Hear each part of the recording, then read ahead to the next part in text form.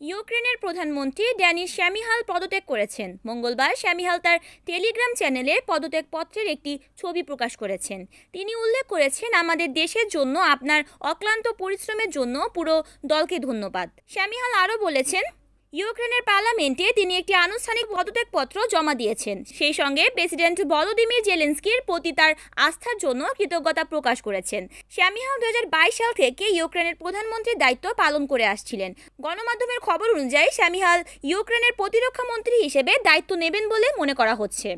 বর্তমানে প্রতিরক্ষা মন্ত্রী রুস্তেম উমেরভকে মার্কিন যুক্তরাষ্ট্রের রাষ্ট্রদূত হিসেবে নিযুক্ত করা হবে।